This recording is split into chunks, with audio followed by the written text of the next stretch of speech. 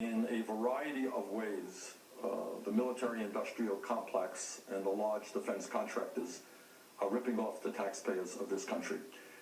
They're ripping them off through huge cost overruns, in which they say they bid for a contract and they say, okay, we'll build a system for X billion, and then it turns out that it is 2 times X by the time the system is built. It turns out that there is illegal activity. Virtually every major defense contractor, Chris, has been charged with fraud or has reached a settlement with the government and paid heavy fines for ripping off taxpayers. And that's with minimum, I think, oversight, to tell you the truth. I think the situation is probably worse than that.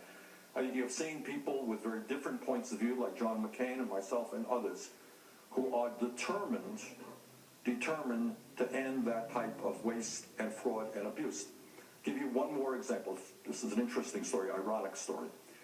The day before 9/11, I think it was September 10th, 2001, some guy who I had nothing in common with, Donald Rumsfeld, then Secretary of Defense, okay, he gave a speech. And he said that there are trillions of dollars in the Department of Defense that we cannot account for. That was Rumsfeld. That was the day before 9/11. That speech never got a whole lot of attention. Okay? Right now, the Department of Defense, to the best of my knowledge, is the only agency of government that cannot sustain an independent audit.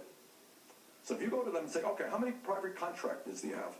Well, we really don't know. We can't tell you. It's so complicated. It's a huge, complicated system. So I believe that when we talk about making government cost-effective and protecting taxpayers, it doesn't simply mean cutting Medicaid and food stamps.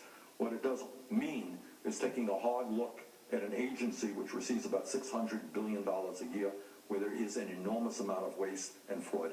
And Chris, that is exactly what I will do. We are going to take a very hard look at that. And the other side of the equation is that while there's massive cost overruns with defense contractors, we got deployment after deployment for our soldiers, and we have military families getting food stamps.